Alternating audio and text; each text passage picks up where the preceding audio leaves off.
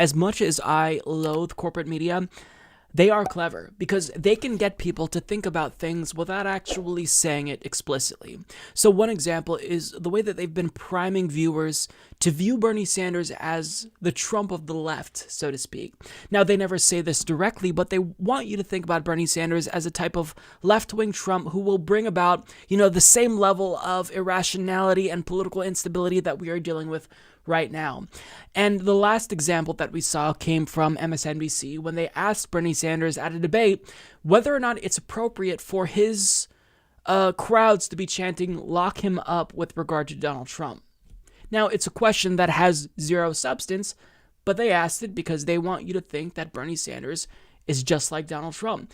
It's a false equivalence, but nonetheless, this is how they kind of delegitimize Bernie Sanders, because they know that lefties dislike Donald Trump. So if you kind of paint Bernie as a Trumpian figure, well, that delegitimizes him in the eyes of some left-wing viewers. And it's a strategy that I think actually is relatively successful.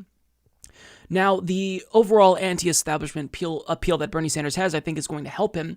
But we still have to look at what they're doing, because this is incredibly brazen, and they used to be a little bit more subtle, but increasingly, as the primary goes on, they get more desperate to defeat Bernie Sanders, they are becoming a lot more brazen. So the last example that I saw besides the debate came from Lisa Friedman of the New York Times, who claimed that Bernie Sanders' Green New Deal is like Donald Trump's border wall. It's as unrealistic and irrational as Trump's border wall.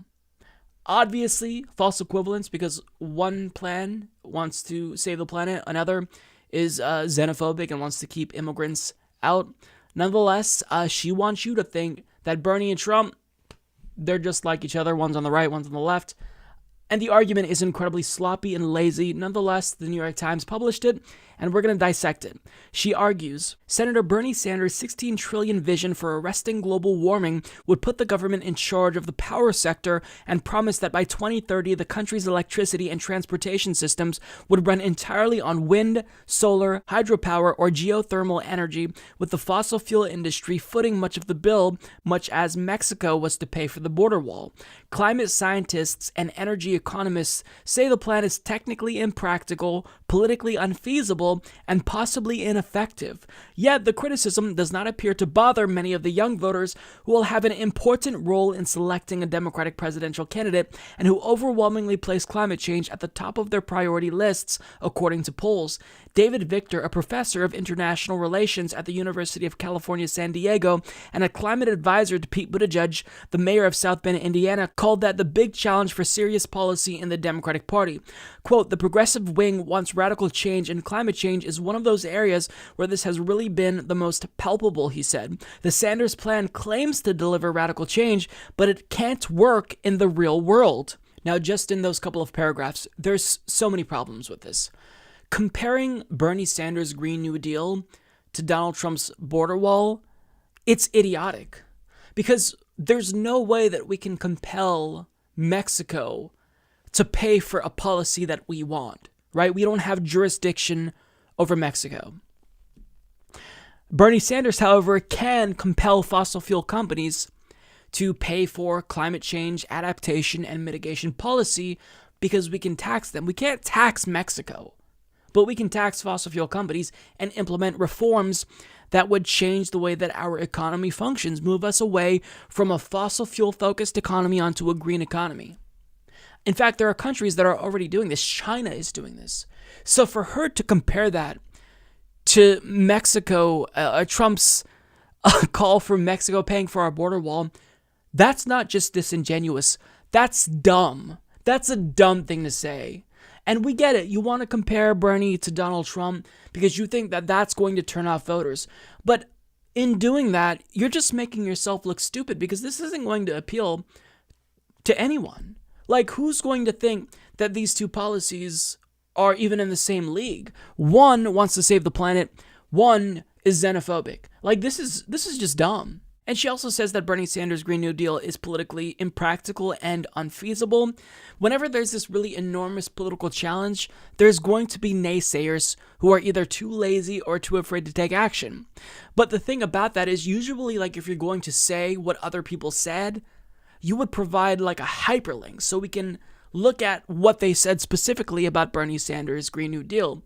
But she did not link to anything. She just pulled that out of her asshole in hopes that you wouldn't do your research. Now, of course, later on in the article, she goes on to unsurprisingly quote Democratic Party strategists and people who are just going to shit on Bernie Sanders, but she doesn't make a real persuasive argument here, and she ends up undercutting the legitimacy of her argument, not that there was much there to begin with, by quoting David Victor, who is Pete Buttigieg's climate change advisor. Now, the reason why she quoted him specifically is because she wants to, one, prop up Pete Buttigieg indirectly by making it seem like he's surrounding himself with people who are more practical, more realistic. But in actuality, who is David Victor? Well, this article from Hill Heat tells you everything you need to know about David Victor. Quote, Pete Buttigieg, climate advisor, is a fossil fuel-funded witness for the Trump administration against children's climate lawsuit. So congratulations. To prop up your argument against Bernie Sanders' Green New Deal, you cited a literal fossil fuel shill. The New York Times published this. Are you proud of this work? This isn't the best messenger to argue against the Green New Deal. If you're going to bring on climate scientists to argue about Bernie Sanders' Green New Deal and how there's areas for improvement, because I'm sure that there are, then do that. But you're quoting a fossil fuel shill who's working with Pete Buttigieg, who isn't serious about climate change mitigation. What scientists are telling us is not only that we now have 11 years to act, but we need World War II level political mobilization to actually stop a climate catastrophe. Bernie is here trying to meet the demands of scientists, and you're choosing to shit on him and say that his Green New Deal is just like Donald Trump's border wall plea. It's that unfeasible and politically impractical. Shame on you. Shame on you. And throughout the article, she cites people who smugly dismiss Bernie Sanders' Green New Deal. It's downright shameful. This is why people don't trust the media. Because you're not even trying to be honest. You're quoting a fossil fuel shill who, of course, is going to shit on Bernie Sanders' plan. Who's in bed with Pete Buttigieg, who, of course, is going to shit on Bernie Sanders' plan. If you want to have some type of good faith criticism, then that's fine. We're not against criticism. Bernie Sanders is not above criticism. Objectivity is important. And if there's genuine ways that he can craft his Green New Deal that would improve it and make it more effective, I'd be all for it. But you're citing a fossil fuel shill, and you're comparing him to Donald Trump. There's nothing left to say about this. Shame on this author. Shame on the New York Times for publishing garbage like this. This is what we have to deal with. Disingenuous people who are bad faith actors who aren't actually trying to make a good faith case against the Green New Deal. She's arguing against it by using what shills have to say about the Green New Deal. Yeah, sorry, but these people are the last people who I want to hear from. Disgusting. The Humanist Report is fake news. Mike only cares about Crazy Bernie and his wacky socialist ideas. Sad, very sad. I'm unsubscribing.